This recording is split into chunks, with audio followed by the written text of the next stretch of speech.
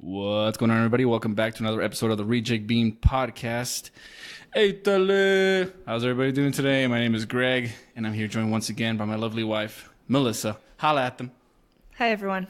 And today, we got some very special guests. First of all, here from the high-altitude mountains of Nepal, got Ervin in the house. I'm here. And for the first time on the podcast, we got Sunny Side Up Eggs. Hey, everybody. What's up? All right. Well, everybody knows Ervin. He's my goofy cousin.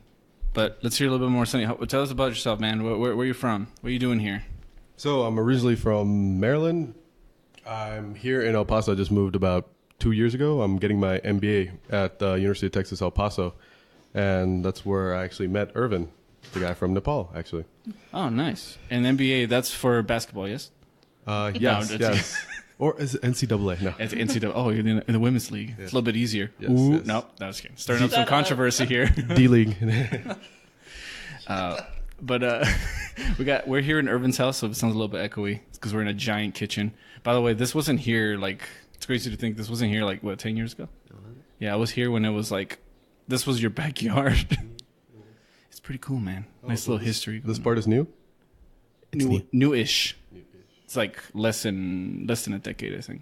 I think you still have more stuff to say about yourself, Sunny. I do. He has a more extensive background. Oh. I feel it's important to this. Oh, well, okay. Well, originally my background, I'm actually a medical doctor, and I decided I don't want to do clinicals anymore. I want to be more administrative side. So that's why I decided to pursue my MBA. My fiance, she's actually a resident at El Paso Children's, and she said, why don't you look into El Paso to get your MBA? So I said, all right. So I kind of moved here because of her, actually. I chose El Paso. And that's pretty much why I'm here, mainly in El Paso. Because wasn't that the topic of the podcast? Yes, Ervin. Thank you for keeping us on topic.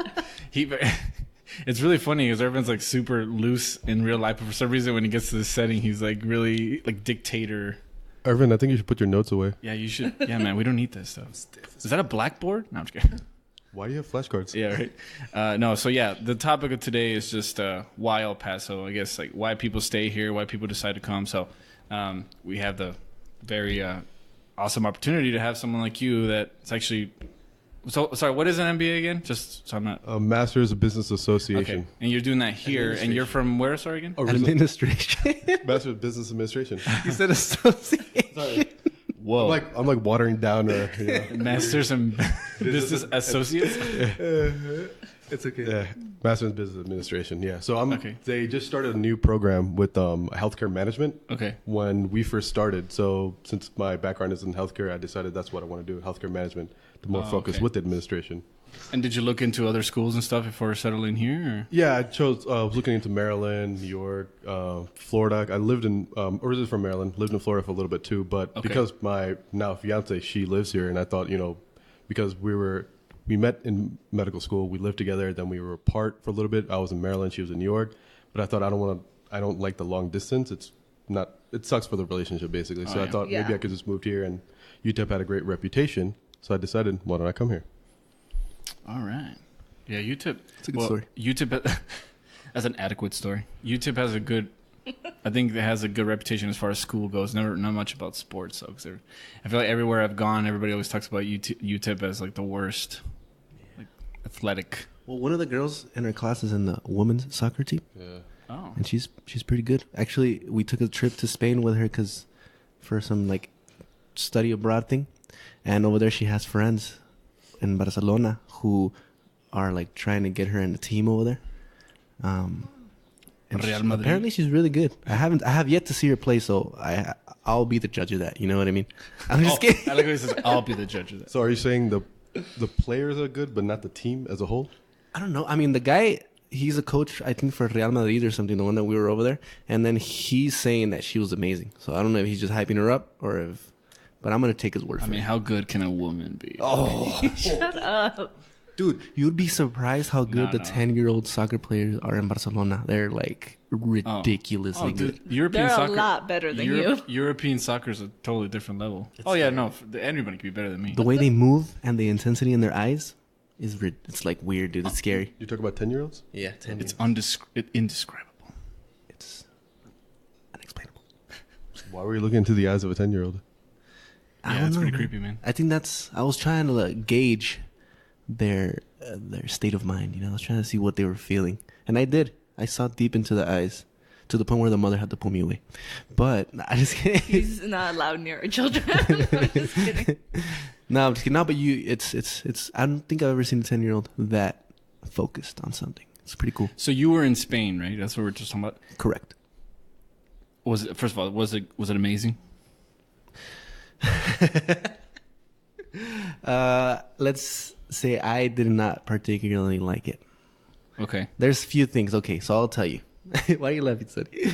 So when you go to a new place, right, there's a few things you look for, right? Which include food, which is huge. That's like the number one thing for me. Yes. The food, the people, I guess the fun activities that you can do. So I got there, right? And the first thing you really notice right away is the people. They're not as friendly as here. And maybe for someone else, it wouldn't affect them because maybe in other cities, like if you're from New York and you go to the city, like it's whatever. It's like, oh, it's the same thing. But if you're going from here where people are very friendly and you're going over there, it's just kind of like, damn, people are kind of rude. They're not as polite as I'm used to. Like you bump into somebody and they just walk past you and they kind of look at you like. That sounds like New York. Yeah. Sonny's, you've been in New York for several years, huh? So you know. So you were saying compared to El Paso, it's like a lot, not hostile, but it's not as... It's just not as friendly. Yeah, it's kind of strange. So that was one of the things I noticed right away. Like I went to some stores, Zara, and I walked in and like I asked the lady, I was like, where are the women's clothing? Because I was trying to get something. Where is the women's clothing? I want to get some for this 10-year-old girl that plays soccer. Maybe I should have asked differently. No, I was trying to get something for Cindy. And the lady didn't even look at me in the eye. Just gave me like a very just... Yeah. I mean, it's just an example, you know. And the thing is that after the trip, several of our classmates, we had to make presentations and because we all focus on different sectors. We focus on the health sector, people focus on tourism, other people focus on different things, and everybody shared the same opinion that people just aren't as friendly. They're not as like courteous and polite and stuff like that. So that's one thing. And then second of all, if I'm ever having a bad day, what I do is I go have a badass meal. You know, that's like the thing you do. Yeah. So I would go to these restaurants because we were there with a local guy who was taking us around, and he took us to some good places, like nice places where they sell tapas, which is like little plates of food, and they bring you like 4 or 5 little plates, and throughout you have like 3-hour meals, and they just bring you a bunch of little plates throughout them. You're just talking. There's always coffee, wine, because the wine's cheaper than the water over there, so everybody drinks wine. Shit. Yeah, so then that sounds nice. Yeah, it's nice. Yeah, but the food, like. I guess in terms of the food, there's nothing that I was like, oh man, I have to go back to Spain to like have that. You know what I mean? It was just kind of like, I mean, that's good, but it's not. Were you speaking Spanish the whole time? Yeah, you speak Spanish. And the Spanish is very different too. It's not like... Well, it's Spanish. Yeah, it's Spanish, and they use very proper words. Like instead of saying vete derecho, like go straight, it's like recto, por favor, or something like that. I mean, they wouldn't say por favor because that's not in their language. They don't say por favor. No, they don't say por favor. They're rude. Just kidding. Yeah, because again, they're rude. Yeah, so no. They say coño. No, and they speak really fast, so it's a little hard to keep up. You have to go, like if you're not a native Spanish speaker, it's going to be hard for you to keep up with the language. So yeah, that was another thing. The food wasn't like making me feel better. Was it bland? I don't want to say bland. It just wasn't like fulfilling. It just didn't hit that spot. You know what I mean? I guess because of all these years of eating Mexican food and being on the border, I have high levels of my spot is elevated. Oh, like Chico's. No. Think about like it didn't tickle his fancy. Mexican food or like American food is like very high in like salt and like sugar. Maybe, and stuff. yeah. So maybe that's why you weren't like your body was like, where's the rest of it? Yeah, like there was something missing, and they don't have anything spicy. There's no spicy food over there. Like you go to the stores, there's no papitas with chile or anything, and the food in the where's the takis? Yeah, in the restaurants, there's no spice on anything. So I missed it. Isn't that the same thing you said when you went to Seattle though? Because you went to Seattle, you said it wasn't the same. Like you were looking for like good Mexican spots. But there, I guess there's more. Like, I don't know. In Seattle, there was more than what Spain had. Does Maryland have good spots for like Mexican food or no? See, I grew up in a small town in Maryland. It's about 50,000 people, 60,000 people. It's very, very small. So the only Mexican restaurants were very mom and pop owned, maybe 1 or 2. So they're pretty good because they were very family owned, maybe like 2-3 generations. So there's some spots, but otherwise. No, not as great a selection as El Paso. What did you think? Like, when you got here, like, when was the first thing that you tried that you were like, oh man, like this is real Mexican food? Was it? Don't tell me it was Chico's because I feel like there's better examples. no offense to El Paso, and I'm probably gonna get hated, but I'm not a big fan of Chico's, to be honest. That's fine. Me neither, dude. It sucks. Yeah. But I think the first taco I had in El Paso, I believe it was at Taco Cabana. But that was because I was with people who were from here and I didn't know where to go. Yeah. And I just moved here, so I was still mapping out El Paso, the streets and everything. So it went from Taco Cabana, then Taco Tote, then Don Cuco's, then other like Tacos Chinampa, and then you started getting the one place, Chihuahua, Cometa, was another place. The flautas, flautas are amazing there. Then I started going to Juarez like every other week actually. So I've been going to Juarez a lot too and eating there. Just for lunch. Sometimes I just go, grab food, and come right back. Yeah, so 3 pitas are one of my top 3 favorite tacos, yeah. Top favorite parts of the cow, for sure, for me. And tongue. Have you heard lengua yet? Lengua, yeah. Lengua's great, yeah. That's best meat ever. Huh? You had fucking lion. Yeah, that's a whole different story. Wait, but yeah, what? Yeah. I went to... I want to hear that story. Yeah, me and my fiance, we went to... we both had off, and we were like, okay, let's just go somewhere. And she's been to... she's Indian by origin, but she speaks fluent Spanish and everything, so it's no issue with just us two going. So we went to Guadalajara first. We booked on the Jose Cuerva tequila train. That was amazing. Did some shopping there. Then we shifted to Mexico City we want to spend New Year's there. And then I love food, and I would just Google like places that are recommended like on forums and stuff, try not to do very touristy. And then I looked online and I found out there's a meat market that served rare exotic animals. And they had a list of lion, panther, alligator, right? Yeah, panther, yeah, alligator. I think zebra, I wasn't sure. Monkey too. And so I wouldn't need a monkey. Did you only try the lion, or did you try all those meats? I only tried the lion and the alligator. Was the alligator I tried? I think it was the alligator. Yeah, lion and the alligator were the 2 I tried. And lion was very chewy, very, very chewy, like chewier than a steak, actually. Jesus. Alligator it felt like a combination of fish and chicken. But I'm just sitting there, and all these people who aren't from Mexico, like me, like just walking by, and they're making these comments like, "Oh my God, I think that guy's eating something." I would turn around and tell them like, "Yeah, this is lion." And a local TV station, do you remember the name? Is it Televisa? Oh yeah. Yeah, Televisa reporter and the camera guy walked by and started asking me like, "Is that an exotic animal?" I'm like, "Yeah." So they interviewed me on television. What? About eating it? Yeah. Or Telemundo. No, it wasn't Telemundo. Yeah. And a blue and white logo. I remember that. Univision. It might be that. Yeah. There's a lot. Yeah. Hold on, going back to the whole food thing, because we have a friend from Brownsville who says that the Mexican food here actually sucks. He says in Brownsville it's better, and they're across the border from Matamoros, I think. Yes. And he says that that the tacos are real tacos over there. So I don't know if he's just talking shit. I mean, if you break down the main ingredients, it's exactly the same. The tortilla, the meat, the cheese, the avocado, I think nostalgia has a lot to do with that type of stuff. You know what I mean? Yeah, it's one of those, like, if you haven't, because he's from Brownsville, 8 hours away, and now that he's here, so that he's missing it. So it's like, precisely.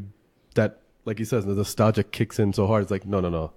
Home is better. Because everybody talks about, like, Whataburger and In-N-Out.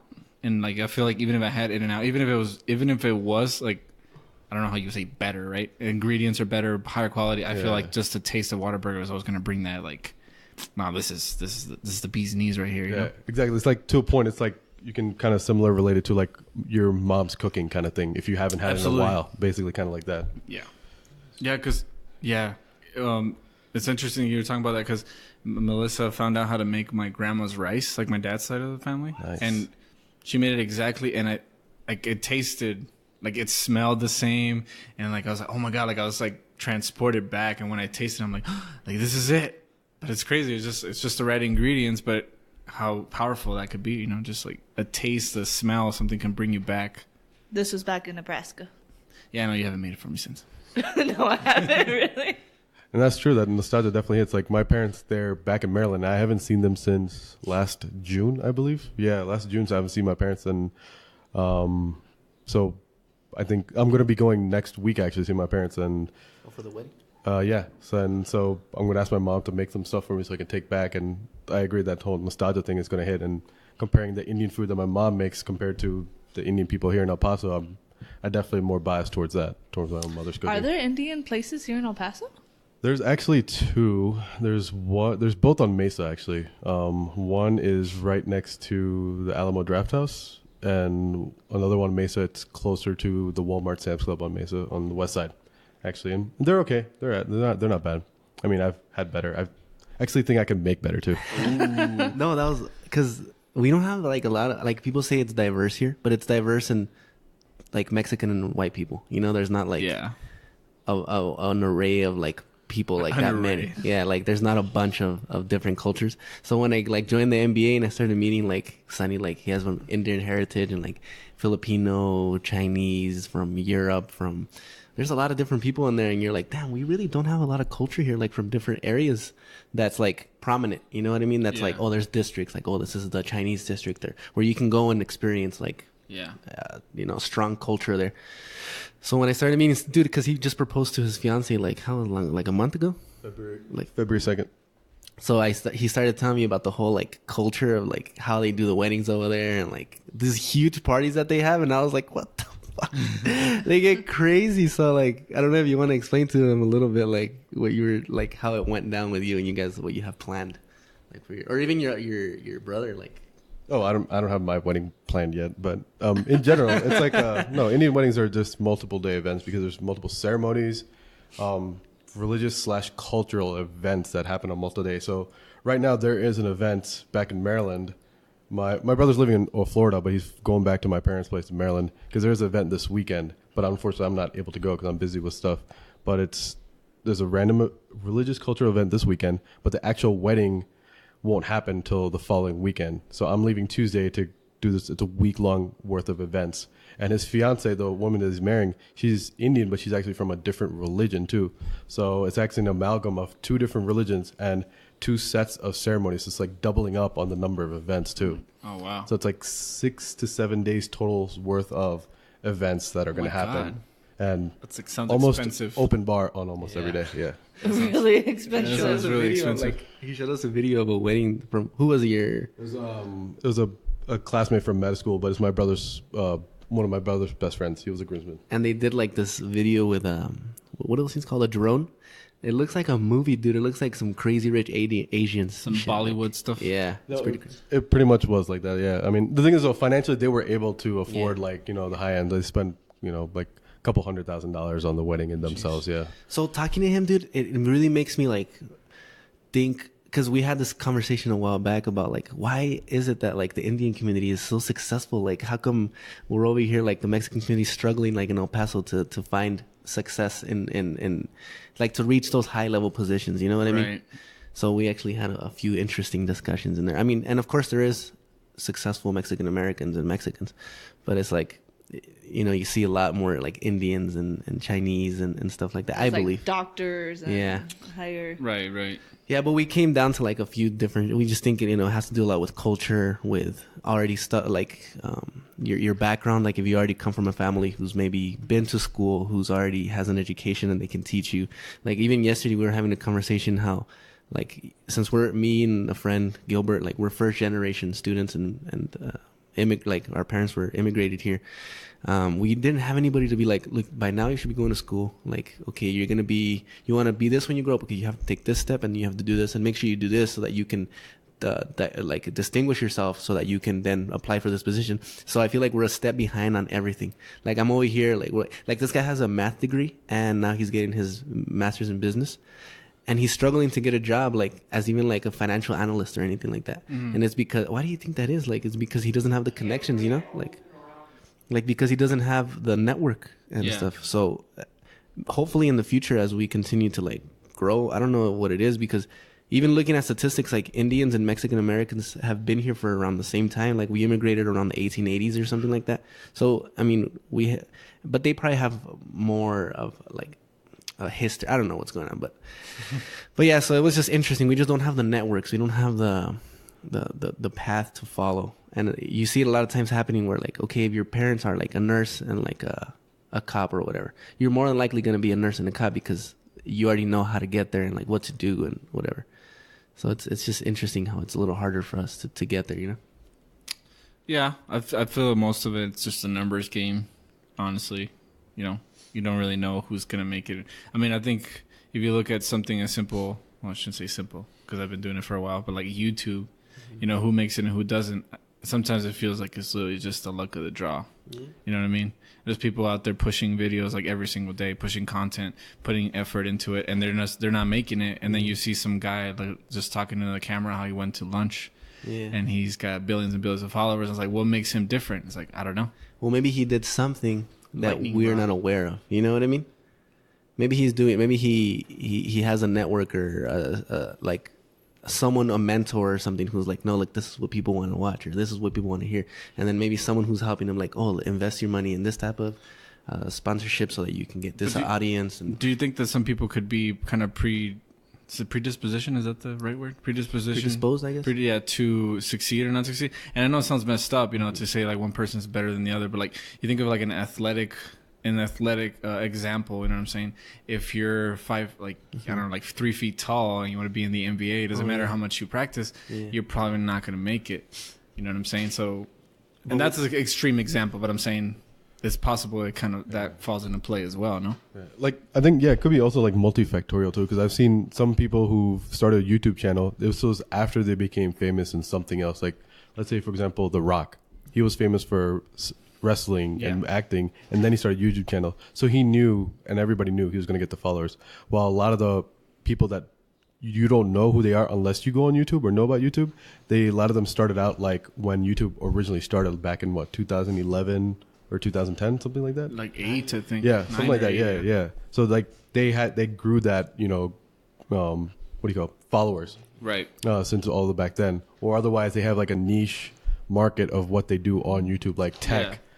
Tech people or movie editing or stuff like that, right? Or teaching. It's on really YouTube. just like the lightning in a bottle, as they say, right? You just gotta have the right material at the right time. Yeah, and get the right audience. Yeah, like Khan Academy, he became famous on YouTube just putting out videos, stuff like that. But yeah, I think it could be multifactor. Or then there's some people who they will have the backup of somebody sponsoring or their family. They have a lot of seed money going in to grow that channel and just market it, like that. And it's not to say, and who's to say, maybe 10 years from now, those people are going to be forgotten, irrelevant. Yeah. I don't think anything could last. I mean, not to really last ever, so I think you just have to find your moment. Yeah. And we're talking about how like some people, we're talking about El Paso specifically, but anywhere, right, that aren't succeeding as much or whatever, but I think unless we could sit down with every single person and ask them like, hey, did you achieve what you wanted to achieve? You know what I'm saying? Some people might not have such a high, I guess, dream, as you say. Everybody wants to have the big house or whatever. Yeah. But some people maybe it's like just want to have a good job, start a family. Yeah. And so I think it also that comes into play. Like what goals do you want and like how you're going to achieve them, Because I feel like we talk about like immigrants and stuff. Most of them are just here to make money for their families. I mean, I think you can ask one of them, say, hey, what do you want to do? What do you want to do when you grow up? They'll be like, what are you talking about? Like, this is what I'm doing. You know what I mean? Like, I'm here in it now. So, like, even like you were saying, like, people who just want to have that job and have that family. And many of the times, and it's a good thing, too, that many of the times they do that because they saw their parents do the same thing. And they said, this is good. This is a stable thing. And I don't want to mess that up because at the end of the day, this is probably one of the best things you could do instead of taking that risk of doing something and not knowing what the future is going to lie,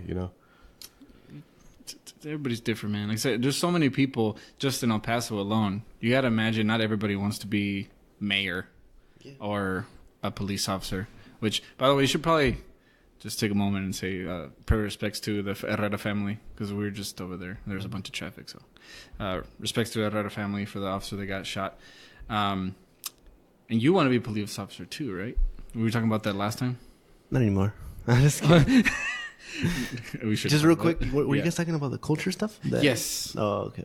No, yeah, that's a big one. But another point, from as an outsider, I've also noticed from what I've seen combined with what people have told me, like locals, that I do see a big growth in a wider variety of interests of younger people, like around our age, what they want to do. Like, for example, your brother has a tattoo shop. Mm-hmm. There's people who are opening up their own mom and pop shops here too. Yeah. We had a guest speaker at our MBA program the other day. He's a doctor, but he's not that old either. He's like maybe 40 at the most, 41. But being a practicing doctor, he also has invested in the poke restaurant, one poke restaurant, a motel in El Paso too, and there's a couple other people who just have their hands and fingers everywhere in other businesses too. So I do see that change of people are getting out of their safety zone too.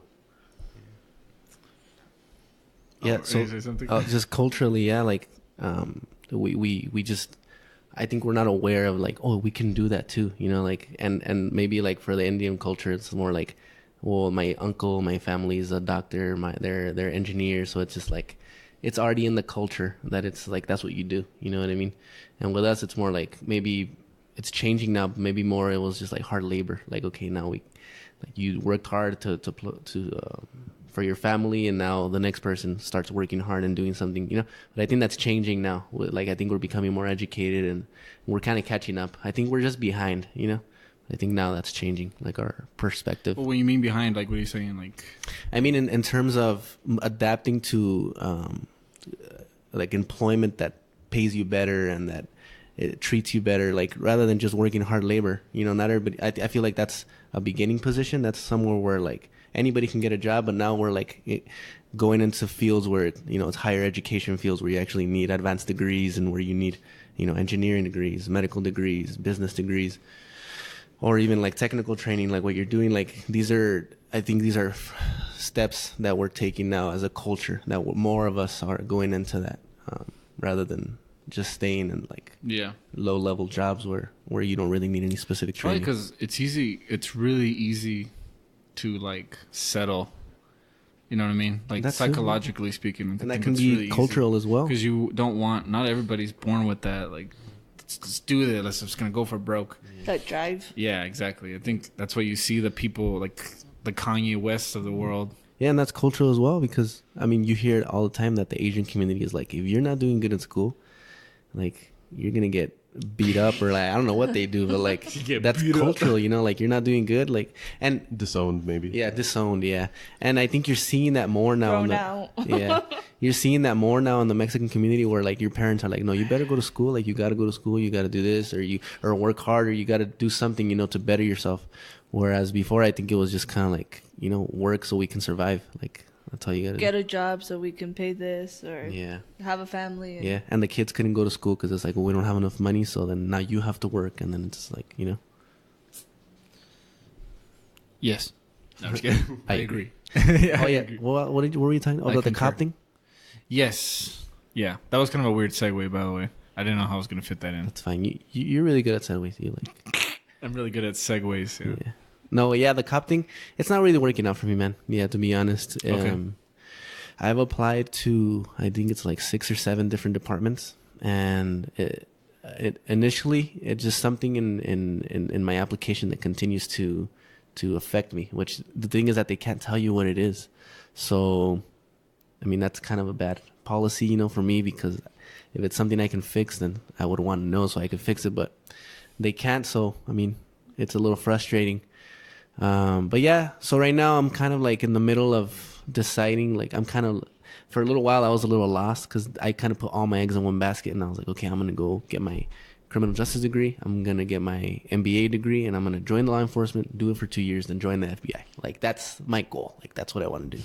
Ideally. Yeah. And then for someone to just be like, you know what, this isn't for you. Like, and it's not something you can fix. It's not something you can do. It's just, you can't really fix it. So it's just like, dang, like I was kind of left lost. But luckily, like I have a good support group, you know, like Cindy and good friends like Sunnie and stuff who are like helping me see that there's still other things I can do, you know.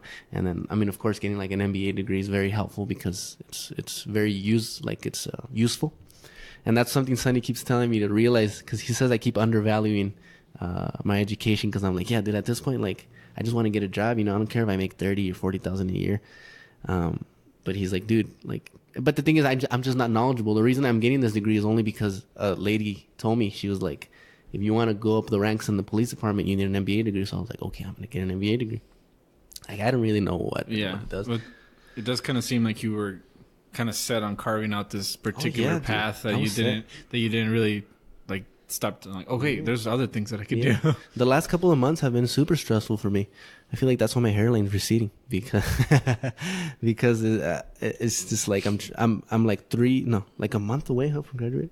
We're like a month away from graduating, and this happens, and I'm just kind of like, damn. And I have loans that I need to pay back, which of course, like, I mean, I have a few months after they start kicking in, but you know, that's stressful. I also have Cindy, who I also already want to start my life with. So that's another stress. I want to start my own life. I want to have money, like do my things. So then I'm just kind of like, damn, what do I do? Or like, what's happening? So as of now, I'm thinking, I just yesterday applied to a few hospitals, for like some type of business position or something like that. And I'm also, thinking maybe even teaching, cause I have a few friends in the school districts. That's really profitable business here in El Paso. I think like 60% of tax dollars go to the education system. So there's a lot of money in there. There you go. And then, or even just something in administration in the school district. So that's where I'm right now. So I'm feeling a little better because I'm seeing that, you know, there's other options. And the thing is that when you go through the police process of the application process, it's kind of like traumatizing when you don't get it. Right. Because it takes 6 to 7 months to even complete an application. You apply, they take a month to get back to you, and you have to fill out a comprehensive background where you fill out all the stuff in your whole life, stuff that you didn't even think you'd ever have to tell anybody, and then stuff that you think people wouldn't even ask you. Right, like, right. Did I give you that example of that one time where the guy asked me, he's like, have you ever put peanut butter on your testicles and have a dog lick them? Yeah, yeah. And I was like, I never thought anybody would ever ask me a question like that. But yes, I have. Yeah, so just imagine, like, if they're asking you that, imagine other things they're asking you. So yeah, stuff like that. And again, I don't know if that's everywhere. This was in Seattle, so I don't know if maybe they're like a little more. More bestiality over there. I don't know if that's a big issue over there. That guy asked me some weird questions. Oh, that guy doesn't even work here. Was it crunchy or creamy? That was the custodian, by the way. Yeah, so that guy does that. He comes in. Yeah, so even I just applied to this position yesterday, and it's like a breath of, it's relieving. Right. Just that, it takes 15 minutes to apply somewhere. Okay, well, that's not that bad. And then you get an interview, and then you get it if you don't or whatever. It's not like you have to go in front of the board of police officers, and then they give you scenario-based questions, and then you have to do a physical, and then a lie detector, and then a fucking they check you for any heart problems, and then they, like, props to anybody who gets through that stuff. Like, congratulations, you know. As of now, I haven't been able to, but if I decide to pursue it, I mean, I'm gonna go into it, you know, again, optimistic. But so you're gonna be staying. Is that a motorcycle? Yeah. Yeah, I think so. Say hello to the motorcycle. He's in the podcast. So you're gonna be staying in the area then?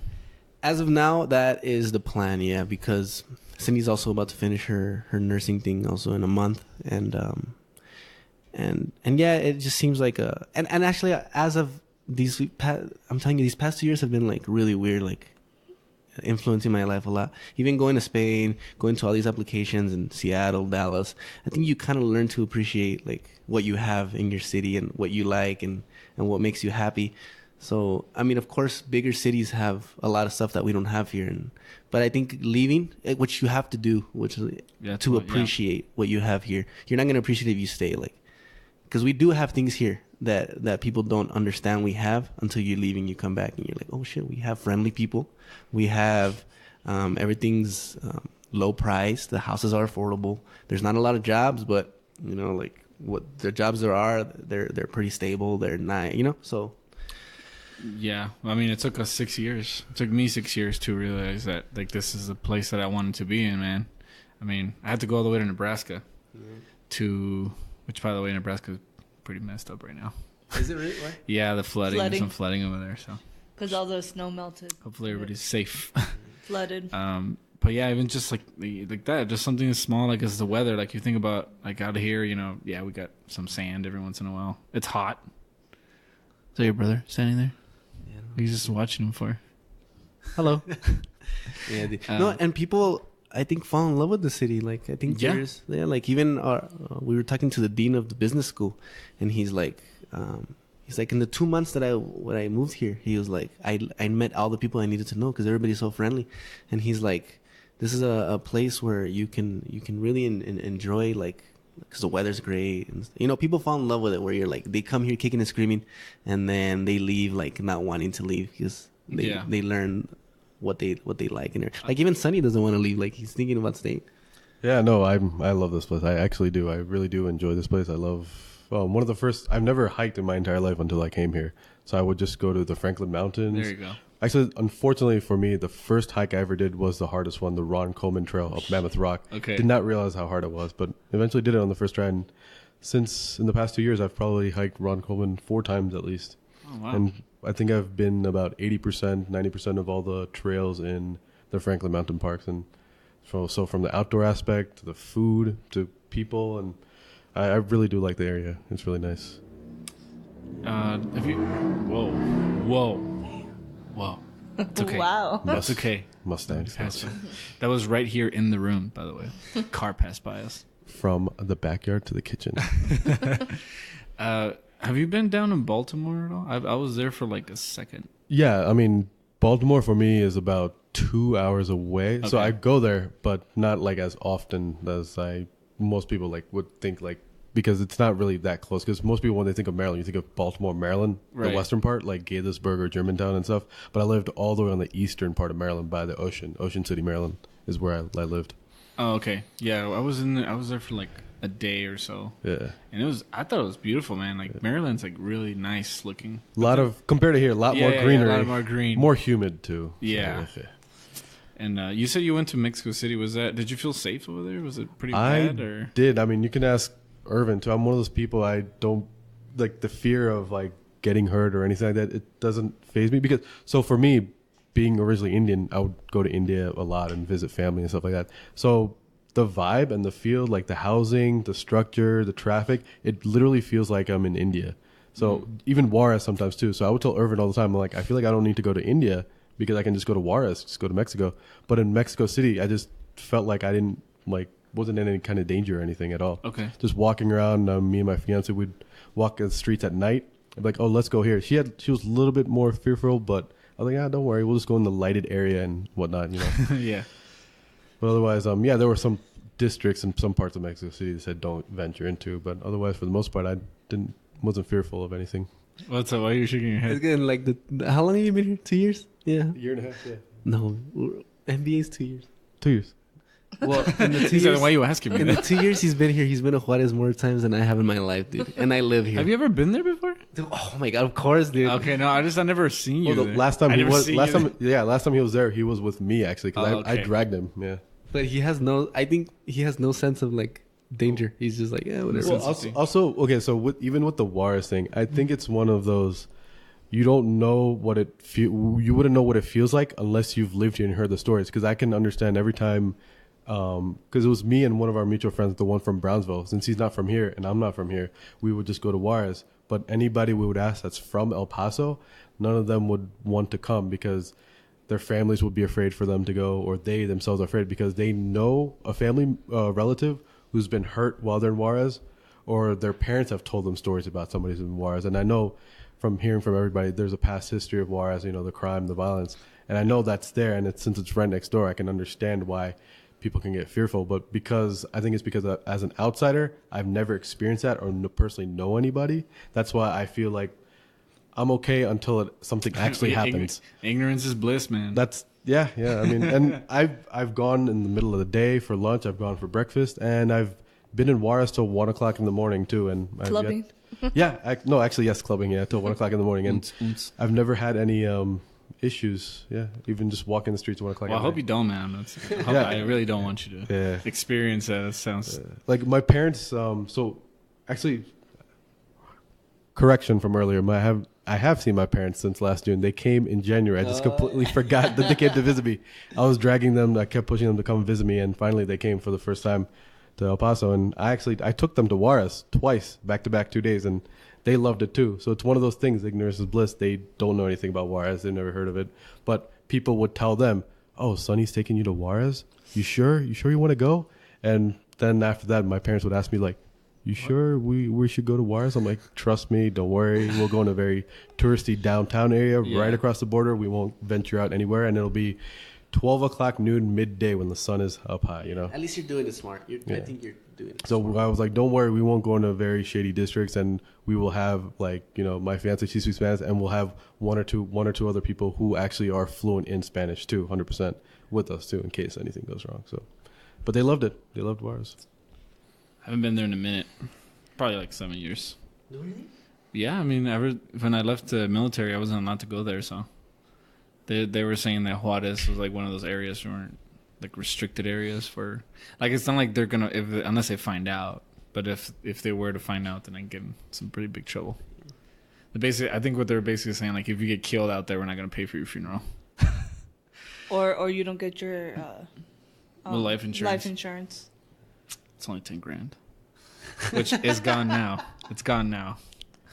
Maybe you should join the military. $10,000. Maybe you should join the military, man. And I You can't think live about that? life. Why not? Just do the 4 years. What? That's crazy. I was telling him to try to go into nursing or something like Cindy, you know? Yeah, there you go.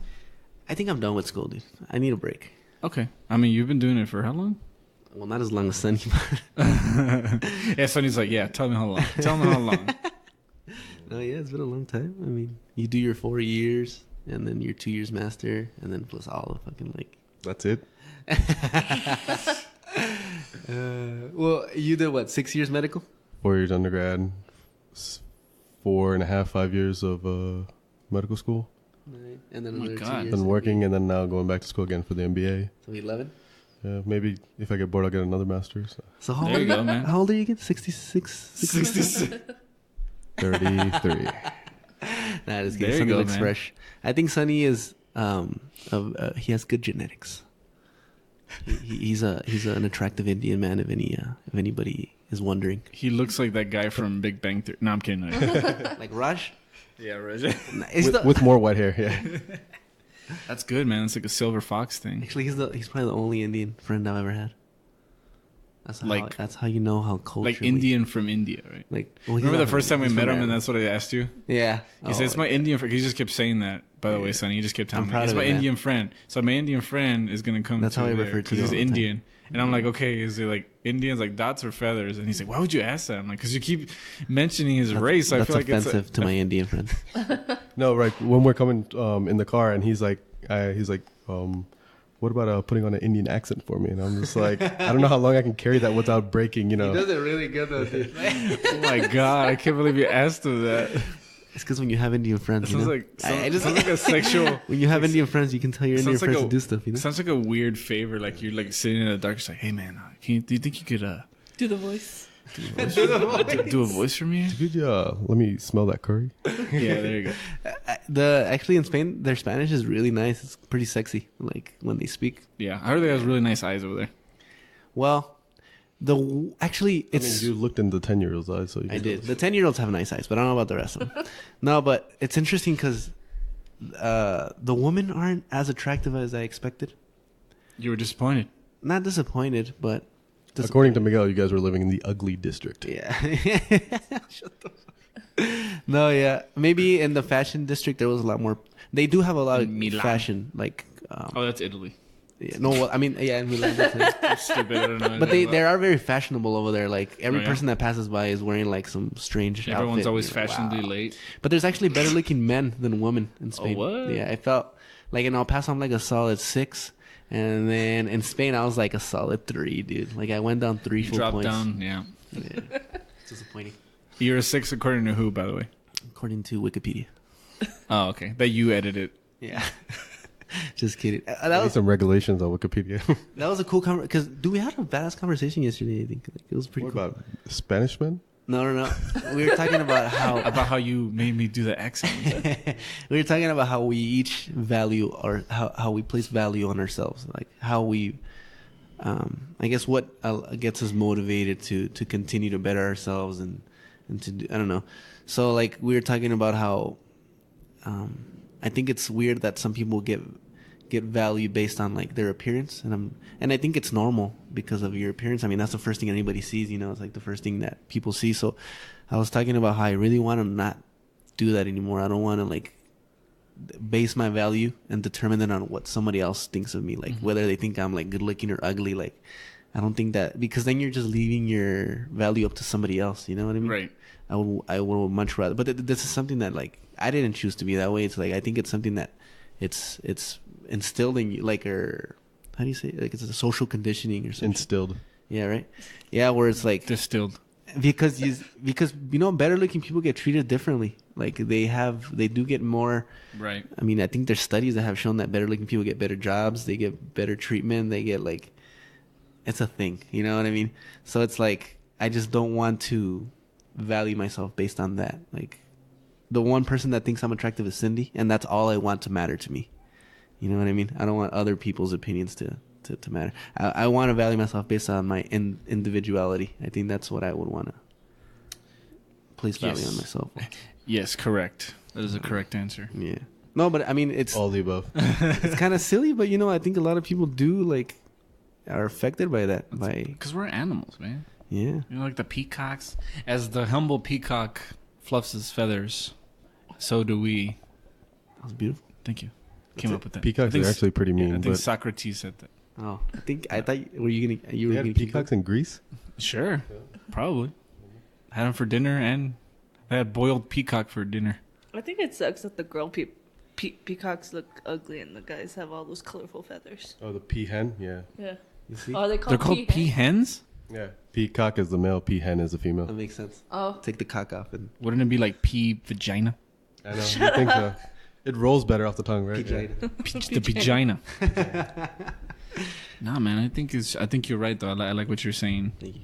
That we do place value. It's because the thing is that we place weight on like situations. You know what I mean? Like the world, honestly, if you think about it, has like no obligation to like make sense to us, or like society, or it's gonna keep going whether we're here or not. I think it was Seneca who said something about. I'm gonna misquote him really fucking bad. And you guys know who Seneca is? The guy that makes those pills? No, okay, that's AstraZeneca. No, but he was a philosopher, and he said that like it's not the situation that makes you; it's like your actions, like basically. So I think that's what happens. Like we get put in a bad situation, and then we respond Based on our response. not accordingly all the time. Just to respond to, based on your biased opinions. My therapist says that we filter our actions through like these like thoughts that we have already automatically. So if you're automatically a negative person, right? So something, you stub your toe, right? So you're automatically filtering, okay, so I'm a negative person, but I'm going to filter this feeling. Fuck this table. I'm going to break it in half and I'm going to throw it. I'm going to burn it. If you're a positive person, right, you might filter it to positive. Like, oh, well, that could have been worse. I could have broken my foot, but I didn't. That's true. Or my toe has been strengthened thanks to that. Tinks. My toe has been strengthened Tinks to that table. Tinks to that table. That was Have you my ever hit Scottish yourself? accent. Oh, dude, have you ever done that in the middle of the night? Just like hit your Did foot you? against something. Nah. Makes Can't say I have. Makes Can't you say want I to have. burn the whole place to the ground. So like you have a negative mentality. What? Burn the whole place up there. This whole podcast is over. Burn the podcast. Burn the podcast. Oh, my voice cracked. You hear that? It always happens. It always happens. Wait, your voice cracks? But like earlier, how you were saying about the whole placing emphasis on physical looks and everything, but you yourself have told me that a lot of the women here in El Paso do place a lot of emphasis on their physical looks. Like they feel like they need to have an upkeep of themselves from a physical standpoint a lot. But I feel like that's how they were Raised to be, yeah. Because, I mean, I'm not one of them, but like lots of older Mexican women don't leave the house without putting makeup on, or My mom. my mom. So it's a cultural thing. So what, like, and I've seen this in Europe because I lived in Poland for 6 years, but do they here, let's say if they're going grocery shopping, do they still even somewhat try to dress up too? Yes. Like even though they're going to go, get 5-6 items, they'll still wear somewhat presentable instead of wearing sweatpants or whatnot? Yeah. Okay. I mean, I don't know. Do you think it has something to do with like your self-confidence too? It's because I think it's, because I'm like right in the middle of like ugly and good looking. I'm like right in the middle. I'm like, one day I'm like, damn, that was ugly. You're Another day decent. it's like, damn, that guy's pretty good looking. You know what I mean? It's like right in the middle. I'm there too. I'm like right there. So then when you get like a compliment and Right. or like a person looks at you or something like that, it's validating. It feels nice. It's like, and you want more of it. And you're like, damn, what can I do? And then that becomes too important. You Right. know what I mean? Because it is a nice feeling like to be flirted on or to be like talked to course. or for someone. And that's what I'm trying to move away from. I'm trying to not like Put your ego aside. yeah, there you go. And that's hard, dude, because because when you don't get it, then it's like, oh, fuck, like, am I not like what the people think I am? Or like, so then you start thinking about it too much. Like, Right. so you get it once and you're like, oh, shit. Well, that's a recipe for disaster. That's like the whole secret. Remember that book, The Secret? Yeah. Right? So you just, as long as you do positive vibes, Yeah.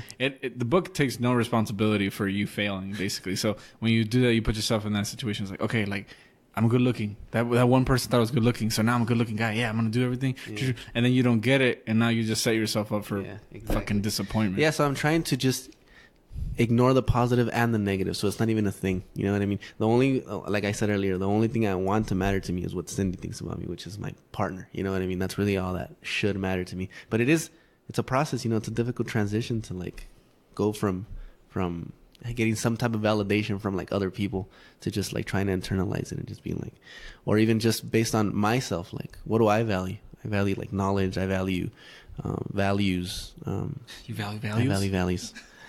I value sales at the supermarket. There you go. I'm just kidding. No, Super value. Yeah, but I don't know. I just think it's interesting. How do you value yourself, Sunny? We didn't ask you that yesterday. You did. You just forgot. No, yeah.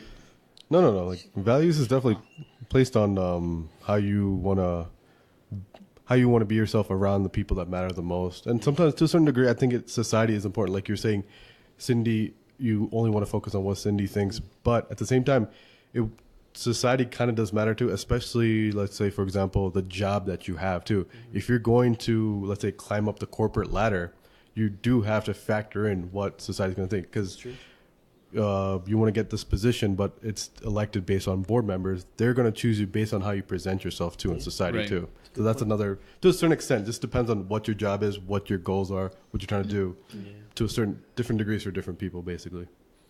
That's a good point. Yes. I don't know. I have a hard time with that like subject as far as like valuing myself, because like I'm like you, man. Like I'm always kind of struggling to find. You ever feel like your thoughts aren't like your own? Like when you start to realize that everything that influences your mentality. Like I'm the type of did you smoke weed before? No.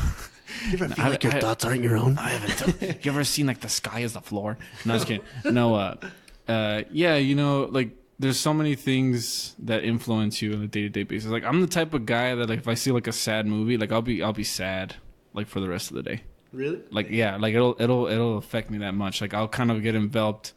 Like I'll put my emotions right directly. Like have you seen Avatar? Like I basically do that. Like I interweave my little tale with whatever the story is. Yeah. But I thought they did that for sex though. They do that for everything. Oh, emotions. Yeah, just everything, you know, like I put myself there. Like if I'm watching like a suspenseful movie, like I'll be like all like, oh my God, I'm gonna fucking die. You know, like, and then my wife's like, what's wrong with you? I was like, I don't know. It's just like that movie. It really changed me. You know what I'm saying? Like an action movie will pump you up or something. Exactly. Yeah. So that's why it's really hard for me sometimes. Like I have to like really like meditate and like really like, I'll sleep on it. I always tell people, let me sleep on that. Because I feel like right now, like, you've seen how easy it is for me to get convinced to do something, especially from you. Like you ask me like 3 times in a row, and then I'll usually say yes.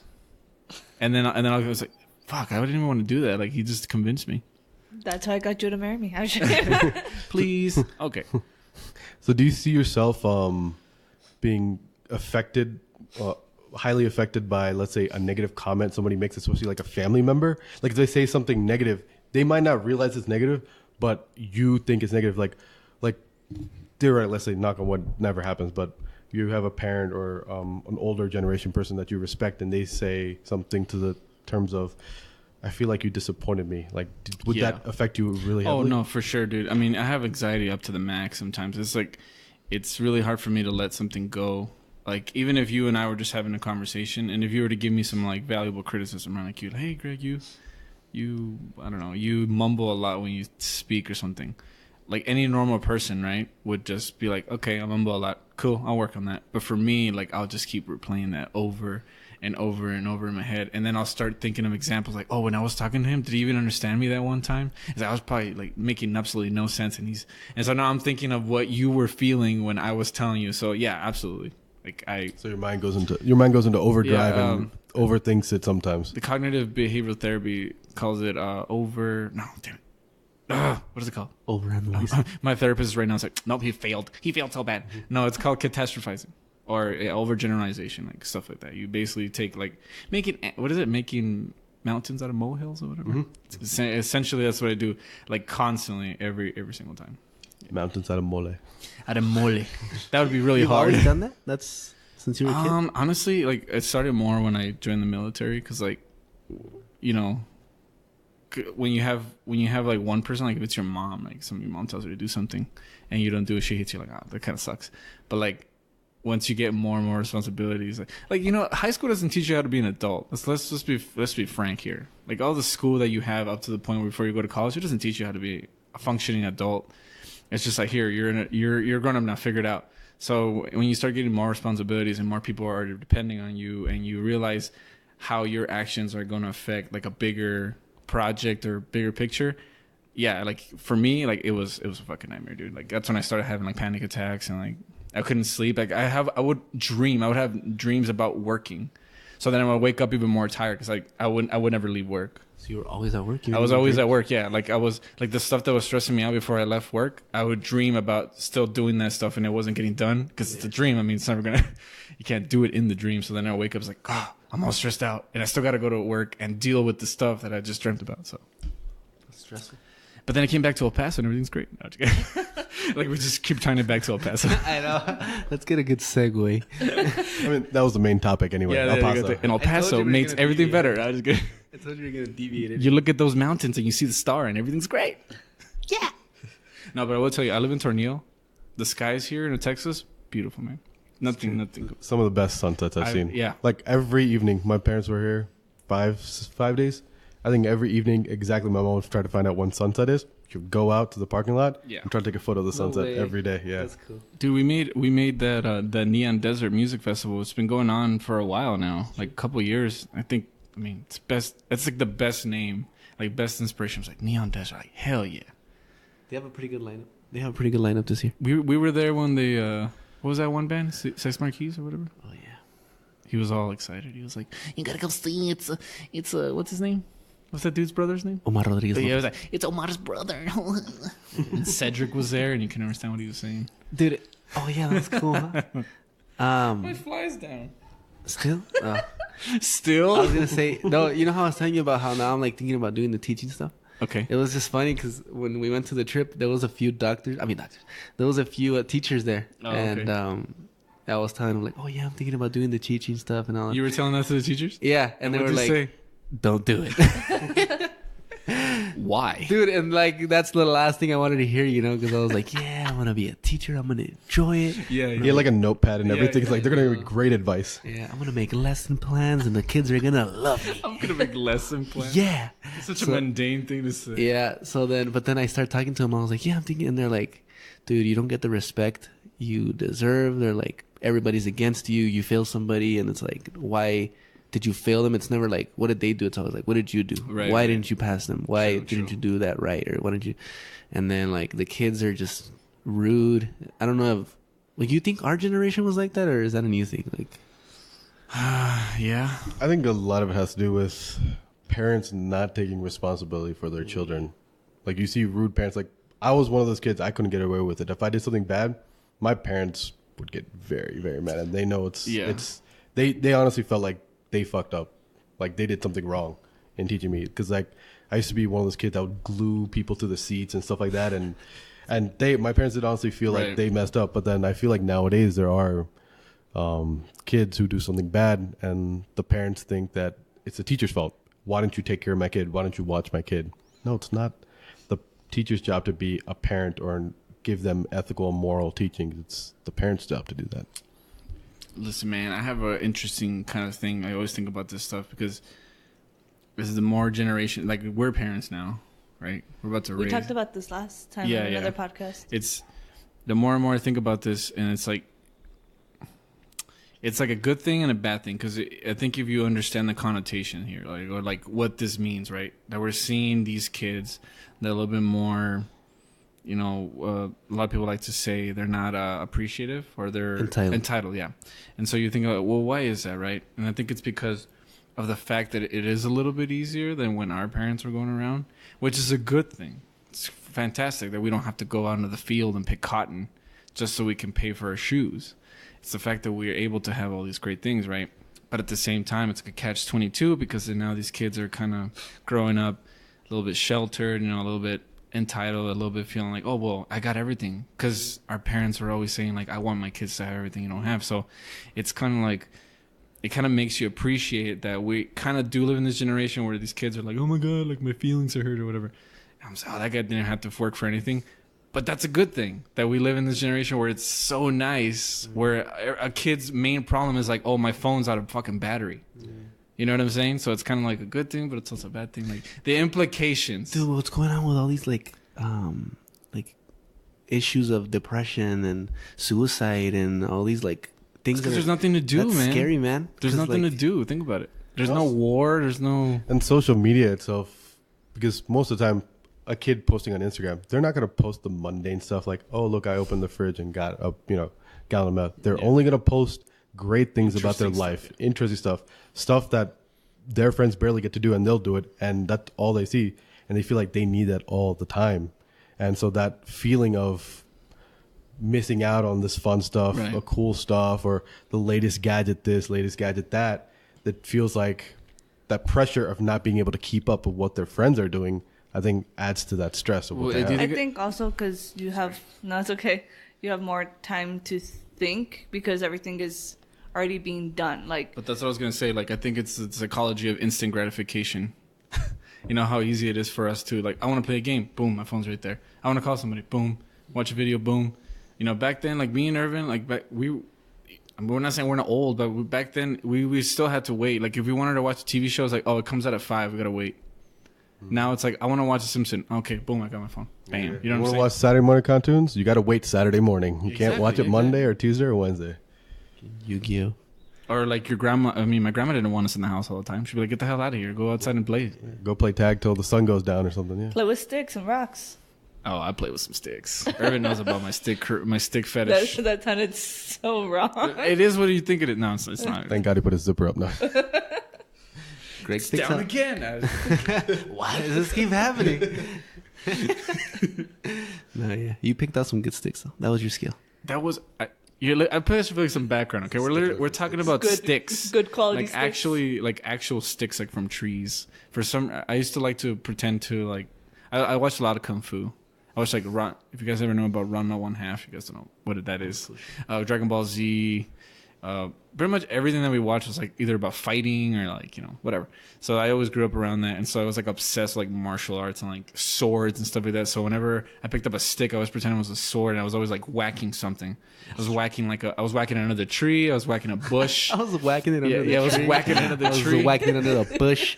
I was whacking it in the restroom. If you guys don't know about El Paso, Whacking it in the canal. if you guys ever know where tumbleweeds come from, they probably come from El Paso, because we have a lot of those little bushes that turn into tumbleweeds, and we used to beat the crap. Well, okay, I should say we. I used to beat the crap out of them all the time. And so like now, every time, whenever I see a stick, and if it's nice and straight, if it's got a nice handle, you know, it has potential, I always go, look at that stick. That's a good stick. That's a good whacking stick. He's a stickler for sticks. For sure. So that's my specialty. I'm like, that's a high quality stick we got here. Last time I got a stick and I took off all the branches and I raped it. What the fuck? And I taped it. Hey man, it's getting harder to pretend that we're not doing what the people think we're doing. And I taped it with black tape in the bottom, and it had this nice handle, and I was just, I think I still have it. I even drew some designs on it. Nice. Yeah, he taped it up. He taped up his mouth and he tied it up to the radiator and raped it. You never played with sticks growing up? What did you play with? We had sticks in Maryland. There's forest all over. He's like, I'm familiar with sticks. You guys got these things, rocks? You guys got rocks over there? Yeah, we got rocks. We have so many rocks that we put them in our lawns. Have you seen that? Yeah. I do. Everywhere, yeah. What's the difference between houses here and over there? The general, I mean, you see more of the southwestern architecture of the house over here, obviously, you know, like the... like Adobe kind of style. Yeah, Adobe kind of style, though, one-story house, but wider, more on the wider side, so everything's on the same ground floor. Over there, it's more of like a general two-story house. You guys have basements a lot over there? Or no? So in the 90s and 80s, a lot of the places, if the ground level, like the soil level was kind of high, and if it was closer to the water part, if you're like near the ocean or rivers where it's kind of soft, they just didn't have the quality of the materials and the proper builds to be able to do basements. Oh, okay. But late 90s and early 2000s onwards, they started building basements. So the house that I grew up in, both houses I grew up in, did not have basement. But like I know a couple of houses that's growing in the end of my neighborhood where I grew up, they started building basements because they just started having better quality materials and better architecture and designs and stuff like that. So Because I don't think I've ever seen, until I went to the Midwest, I had never seen a house with a basement. I don't think people really need them over here. no, I mean most of the time, most people who have basements there that I've been to, that I've seen, they usually just keep it as like a Storage. it's storage, like a suitcase and stuff like that. That's what the attic would be too. But they'll have like a man cave or whatever, and like a little TV there in general. What? Sometimes I've seen people have a full on bar in their basement and stuff like that. Dude, that'd be sick. Yeah. We had a finished basement in our old house. What's up, man? Another reason why El Paso is a good area because there's no natural disasters other than those nasty dust storms. Yeah. But then we had a tornado, or it was a close call, huh? Pretty We've sure had it a was couple close calls. Really? Droughts. Droughts Well, are- we had the flooding in 06. We always go back to that. But That was a followed pretty by a bad Drought to flooding. Yeah, that was a pretty bad flooding. Like everybody always talks about the flooding in 06. That's Yeah, why the reason because why we we had have a so many drought. big reservoirs now of water. Huh? Because we had a drought for so long, and then And it when just the wouldn't rain came stop down, raining. it just came down. I think the soil can't absorb it as fast. Well, yeah, it's because it's clay, dude. Yeah. It's like that weird clay. Like so, it muds up really. And then fast. we don't have Muds good up. enough sewage stuff. Or what do you call it? Not sewage. water Sewer systems. water Sewer displacement. Yeah, there you go. You know, it's funny because you're talking about kioscos, and I just remember. What? I mean, We sorry, talked about sorry, kioscos. sorry. Nobody Hang on, talked about- Hold on. Right. Dude, your segues are getting worse. It's funny 'cause we're Bring it talking about back, bring it penguins, back, bring so it back. like... Bring it back. We were talking about basements and like being underground. You know And I what a remember kiosco- we used to. My grandma has a kiosco, which if you guys don't know, that's a gazebo. It's a gazebo. Isn't it a kiosk? No, it's a gazebo. No, What's I a think a kiosk? kiosk is like where you fucking Kiosk go to is those Middle Eastern dudes in the mall that try to sell Yeah, you that's a lotion. kiosk, That's a dude. kiosk. No, kiosk is like it's the gazebo, but it was like a big gazebo and it's got like a concrete. I think you've seen it, right? Oh wait, during Yeah. Thanksgiving? Yes. Yeah, that was a gazebo. Where, Yeah, that's a gazebo. Yeah, It's where a all your huge uncles were gazebo. drinking. Yeah.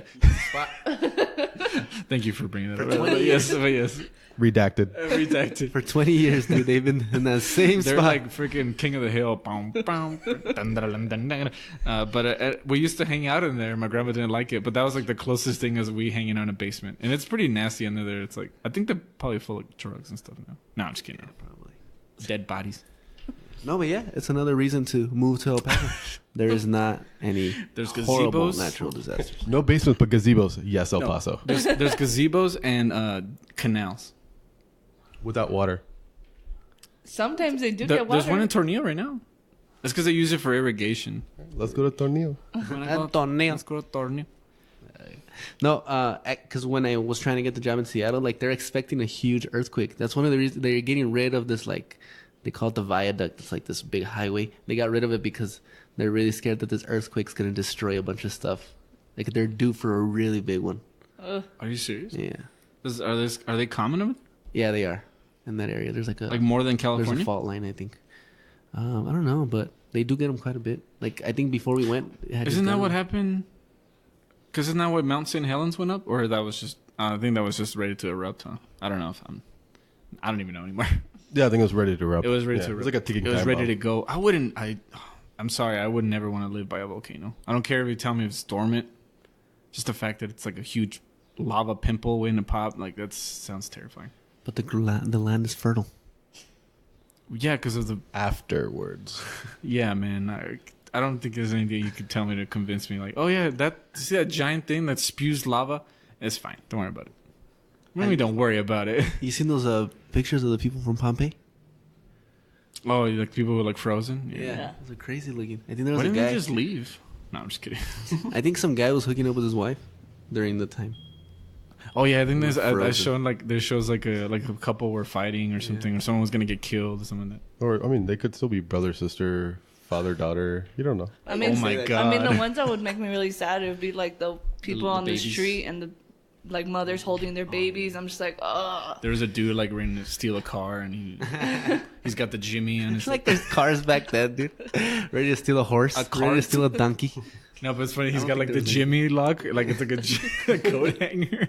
But this was the first coat hanger ever found. This is how the art of stealing cars came up because they saw it on Pompeii. What was that? We've been talking for a while. Well, obviously, we don't want volcanoes in El Paso, but what is, as you guys are locals, what is one business or service you guys want to see in El Paso? Hopefully, in the next like 5-10 years. Gregorius? that you saw in another city and you're like, oh, this would be great if it came to El Paso? That I saw in another city. And don't say like Panera Bread or something. Oh, dude, I was about to say like a restaurant. Like Panera is pretty dope. Yeah, I like Panera. Panera. Screw it. We're Okay, gonna go with Panera. We'll go with Panera first. But as far as like things that I need, I don't know. Like we just got the locomotives here, so that's pretty cool. I went to the second game. It was a lot of fun. I thought I liked That's it. the. Really good. Is that baseball or sorry? Yeah, I showed you the hat. Remember? Baseball. Oh yeah, I thought you just got the hat. I think you just got the hat. Yeah. Did you know we have a hockey team too? Yeah, we did. It's not called the Buzzards anymore. It's the Rhinos. The Rhino. It's a fun game. You guys should go. One of our friends is in it, no? Like, No, his younger brother used to play, but it was too much work, so he just decided to play for UTEP.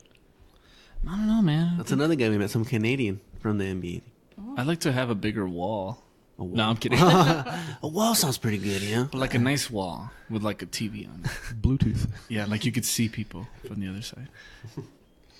My answer to that would be kind of nerdy, actually, like kind of like a business nerdy answer. Okay. It would be like a big industry or like a big firm, like maybe like a Amazon or something. Because with that, Wow. then you bring a Like lot open more up jobs and stuff. Yeah. Oh, like a culture, warehouse. and then you here? get more like, stuff. fuck yeah, dude. So one of the things, again, a nerd answer reply to what you said. They said one of the reasons why it can't happen basically unless you have a bigger airport. It's the airport that's essential way. for the package to leave the city. Because trucks, it'll take time, but it's the planes, the airports, it's what's going to get that 2-day service, 3-day service. So if we had a bigger airport, increases the chances of getting something like an Amazon coming here. Our shit's tiny. So then bigger airport. I'm going to change my answer to bigger airport. Yeah.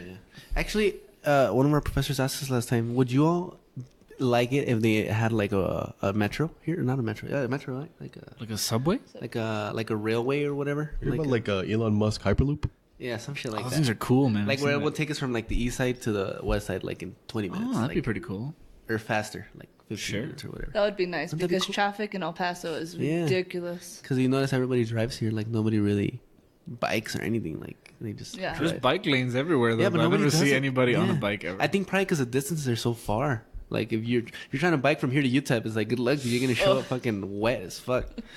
Like and it's not even raining. yeah, you kind of, Winter last. I mean, it's so wide here. There's times where I would drive. I live on the west side, so I would drive to Irvin's, and there's a few times where I thought maybe just get an extra pair of clothes because I don't want to drive all the way back to the west side of just spend the night at Irvin's or somebody's place. But you said you didn't think it would work here, huh? Because they did it, or they're Well, trying to do it won't work here because of it's not cost effective.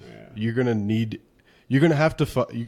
Basically, people are gonna have to have a need to go west and east. Like it works in place in New York because majority of the people that use it are either tourists or employees. They're working. They're going from one place to another. Like New Jersey to New York, a lot of people live in New Jersey, but they work in New York because they take the train. So for east side to west side or vice versa, they're gonna need an incentive for people to use it because right now the downtown tram, trolley, whatever, it's losing money, like hundreds of thousands of dollars because it's only homeless and alcoholics that ride that bus. Or, Oh my God. or like people who've never been on it, they'll go once a month maximum Right, for right. like, the fun value and that's it. Like, you let's know? do it for fun. Or they're like, oh, let's do a little bar hop, but use the train. So Right, from right. downtown to like Cincinnati and then back, and Yeah. that's I it. think it would be cost effective if they make a direct route to the university, because I think a lot for of sure. students would take that, Oh, for sure. Well, yeah, definitely. and that would be definitely. I mean, you have classes constantly going on. You know what I mean, like daily. And Do you want to talk about that idea you had? what I did. You had an idea? That hand rickshaw or manual rickshaw for UTEP students? Say it. Say That was your What? idea, not mine. He said, "Oh, I can." A rickshaw? I don't know if he was under the influence or he was sober, but he was saying like a lot of Asian countries, they have those like hand pull carts where like Yeah, the person's Some in the back guy, like, and the guy's pulling. It. So he said he wanted to do that for UTEP students, and I told him you would will do it? You will die of exhaustion on day 2. I just want to make a few extra bucks that day. I was a little. You'll be super tanned too. Probably darker than me, but I mean, if it's just you, I don't think that's a good idea. You should probably People get, wouldn't trust me. You should They're like, probably who get like are a you? couple guys, a couple 20 guys. a couple A couple 20 guys. That sounds about right. That's about 120. I'm if you not add good it up. at, I'm not good at math. Oh, what were you talking about? What were you saying? Earlier? You know, Your hand manual rickshaw. you know what? I think we should take advantage. I've seen more people get into it now, but like, what about like a solar farm? A solar farm? Yeah, I think Texas has the largest private ownership of solar panels. It's like one of those billionaires. Who Here in has El it. Paso, though? No, not in El Paso, like further east. But yeah, you have You know what all I'm this saying? land. It could help in general because I know what El Paso Electric has the monopoly on solar panels in the house, correct? I believe so. Yes. Yeah, so I think they should pass laws and legislation to open the market for that. Yeah, I agree. I mean, this is a perfect place for it. I think just the one issue they have is just the dust, because there's a lot of dust in the area, and that limits the. I mean, somebody just pay somebody to do They'll that. clean it. They clean it. Yeah, that's hard though. That's if you have a shovel sun panel. Get a Open up- brush. No. Dude, open up jobs, man. People always talking about there's no gerbs. Go clean the solar panels. Go and clean get- the solar. Hey, yeah, my guy makes. Yeah, imagine it was like I make $15. There's just dust off solar panels all day. That'd be pretty cool. Someone's got to do it.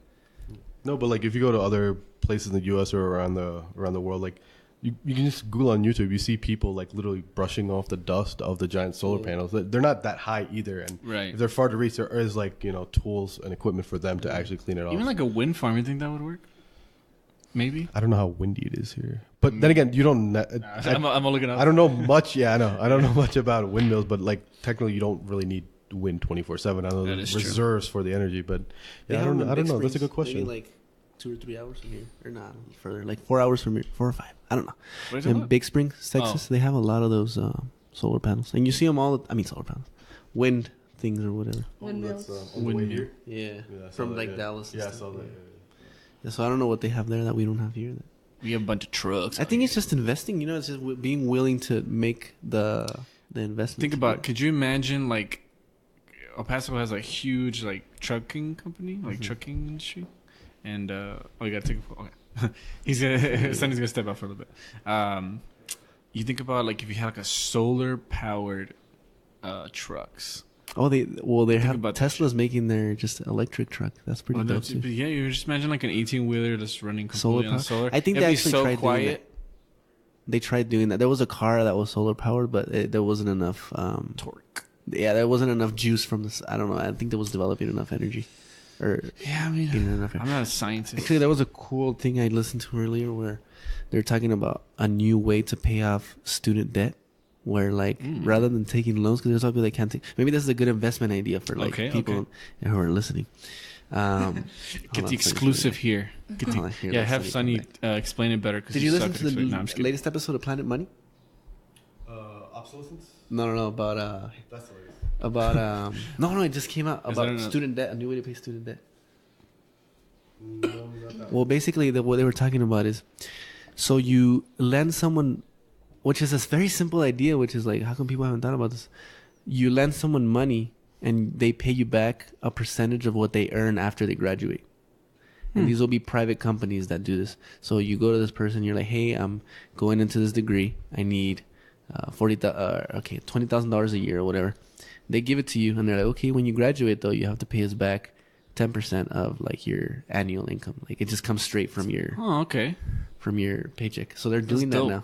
Yeah, I've heard of alternate versions of that. For example, in California, certain medical schools, because medical school costs a lot of money, like over $100,000, $200,000, and so there's about new programs where they say you're a medical student.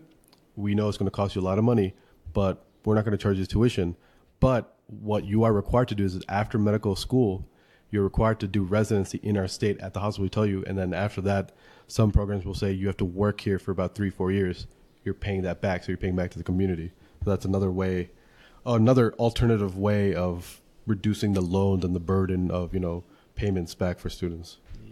I mean, the student loan, I feel like the student loan industry is like $1 billion corporation. Like I feel like that's a good kind of pipe to tap into if you have the capabilities. I mean, you might have it now that you're gonna get now that you have your MBA, National Basketball Association degree. Your national basketball.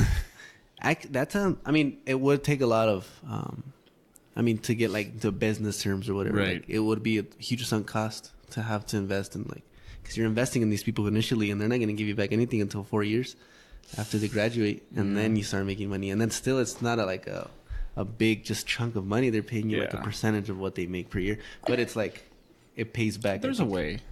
Yeah. And financial advisors can make money.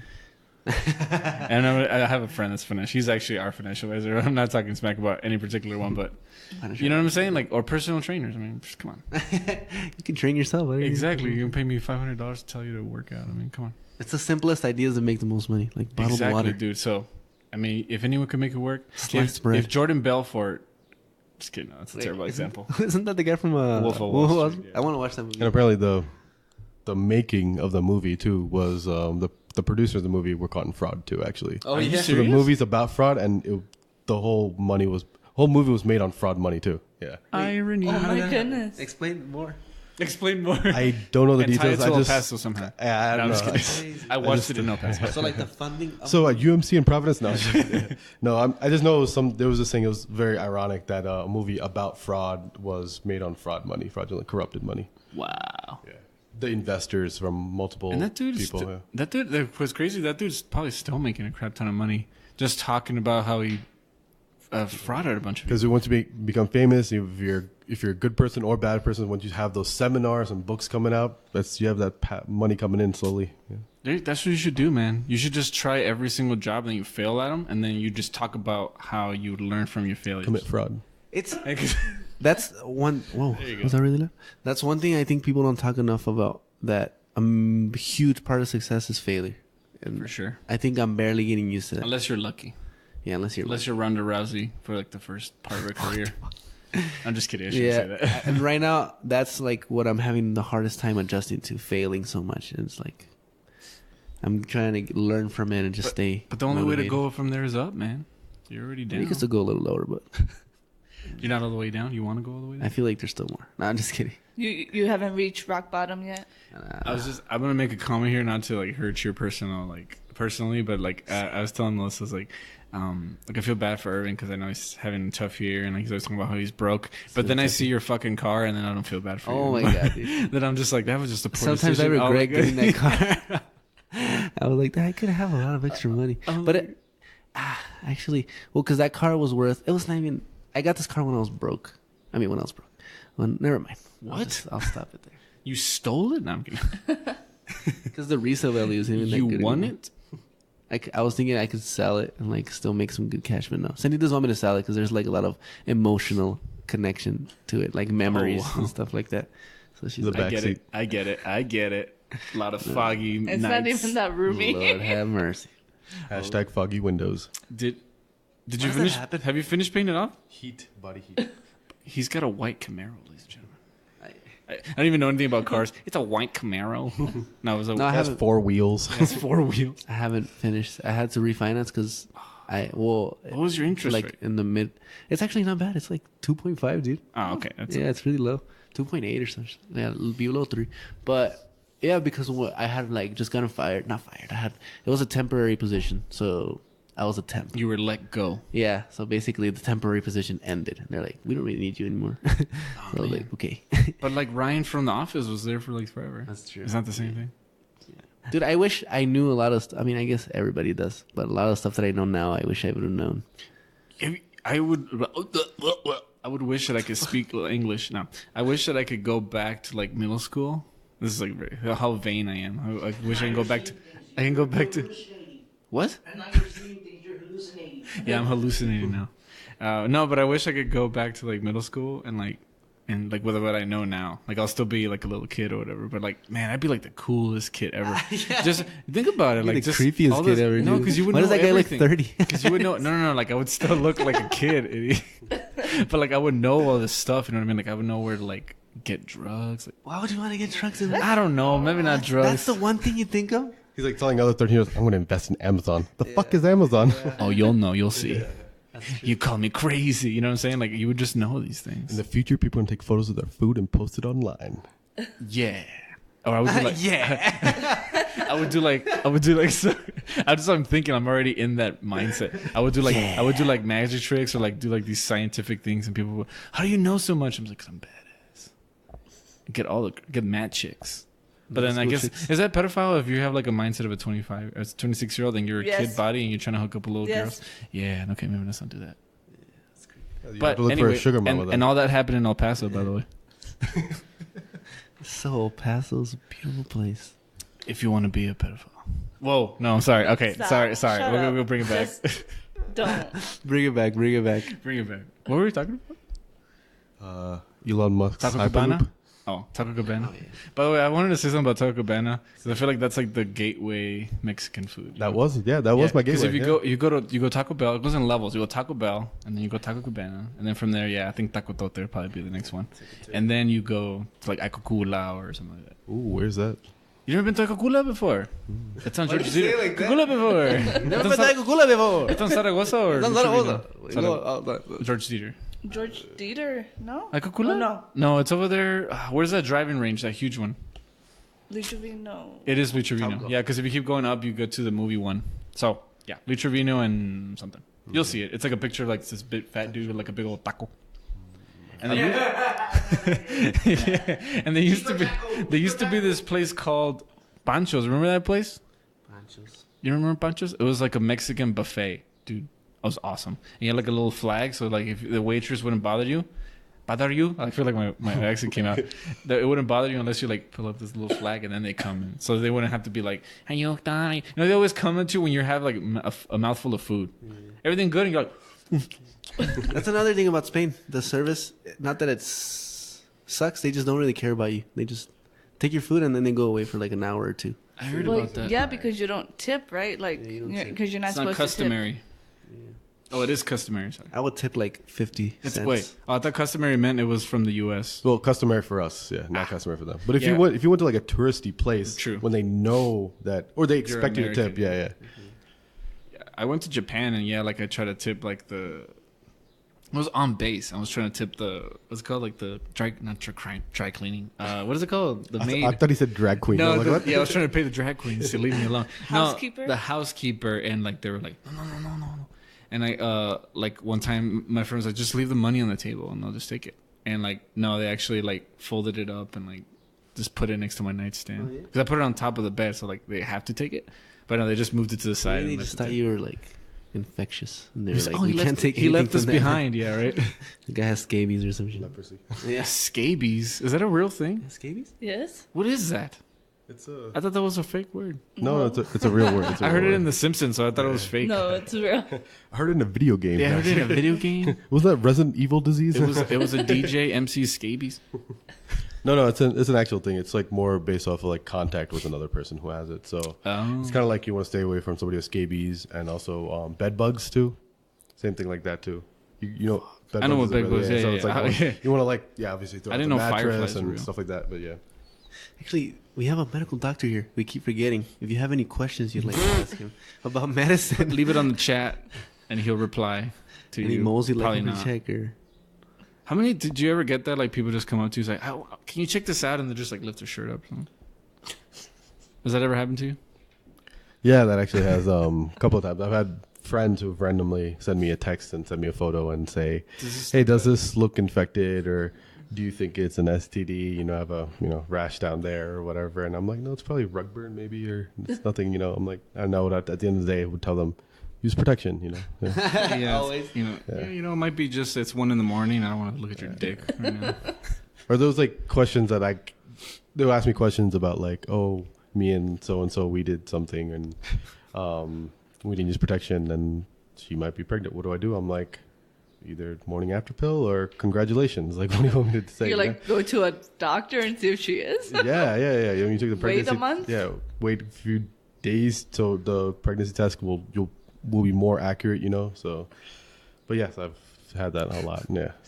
I have a problem whenever I go to like a doctor. Like I never know how much information is relevant or not because sometimes it feels like they want to know everything. So sometimes I'll start from like way back. Yeah, because at the end of it, you just start. Yeah. You just focus on what they want. Exactly. At the very least, that, and then sometimes, there's like say stuff that's somewhat relevant. Like when they ask you when was the last time you did this, what was the last thing you ate? So they want you to know because they want to know if it's something you actually did eat. Was it in there, and what kind of food it was? Because if it wasn't a proper infection, you got stomach, it could be that the food was contaminated or something. Like that, or what was the last physical activity you did? They do want to know. Did you work out? Sometimes some people will just say, "Yeah, I just did my daily routine." But what does that mean? Like, what does that entail? Did you work out? Did you box? Did you go hiking? Did you ski? Stuff like that. Yeah. Now, because when I was in the hospital. What are you laughing at? I'm just wondering what the hell you're telling these doctors.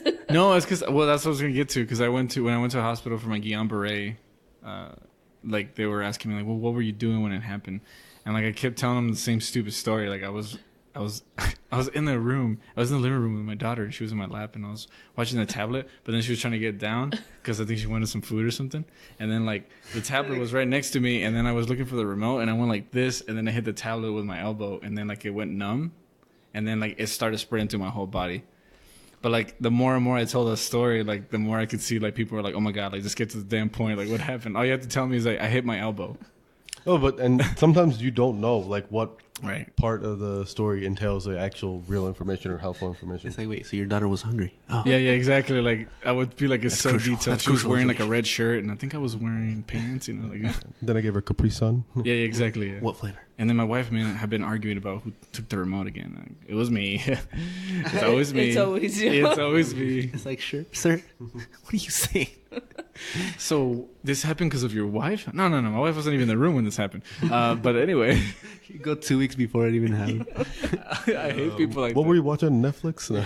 Yeah, well, I had a friend like that. And he would start stories like from like way back. Months back. I'd be like, hey, what happened, man? He's like, yeah, so like 2 weeks ago. I'm like, oh shit, we're going back that far. Okay, all right, here we go. Just strap in. Actually, I think women do that more. Like, they tell stories, like, in super detail. At least the one I've, like, Nancy, Right. and, like, girls, like, I suck at You're telling telling stories? stories. Yeah, she does like this whole like and whatever, and then like she does a lot of backtracking. Like, oh wait, but before I guess I have to tell you why this is this. You know, I'm just like I'm so lost. I don't even. Nancy know. tells good stories, dude. Oh, you gotta go. Okay, yeah, we can wrap it up. We've been talking for let's see, an hour and 30 minutes. So it's a pretty good long podcast. Still Pass is, yeah. gas. It's a long podcast. Well, thanks for being here, man. Appreciate you being here. Thank you. This is great. Yeah. If you ever guys want to do this again, I want to. Huh? You didn't think me. I was about to. I mean, he has never been here before. But yeah, thanks both of you for being here, and of course, letting me be in your house. And I thought you were going to taking say the it, of time. course, Melissa, too. I was gonna say, well, I mean, Melissa has to be here. No, I'm kidding. I mean, I don't have to, but Hey, what are you guys do? When is the baby going to pop up? in May, pop. Hey, damn. That's soon. Yeah, really soon. So it could happen now. sure. I mean, the baby be premature, but yeah. You want that to happen? I'm just No, I'm kidding. Just like make you feel bad about it. I mean, I wouldn't be like alright for having a premature baby, you know, because they do have lots of problems. But I would be fine if the baby comes early because I have hip and back pain. Oh, So thought you were going to see you have That was a weird. This is a weird thing to end on, by the way. Just a little bit strange. Hip But and it's gonna back be born. You guessed it, in El Paso. She's gonna be born in El Paso. Boom, tied it back up. Do you guys have any plugs? You guys want to plug your Instagram or something? I'll link them down. No, you're good. Good. No. Just shout out to Tripitas Tacos. I thought you were going to say Puja. Just like a generic recipe. Tripitas. Shout out to Tripitas, dude. so we should put Sunny's Instagram so people Yeah, can so send him you can see pictures him, yeah. and ask him If you wanna medical send- questions. Yeah, if you have any medical questions, just send it to his Instagram. I take copay and beer. Yeah. Tequila. What is it? Google Pay? Yeah. Oh yeah, and shout out to Venmo. David. Shout out to David, the douchebag. He knows who he is. All right, guys. Well, thanks so much for being here. Thank you. Catch you guys in the next one. Thank you. Bye bye. Thank you. Bye.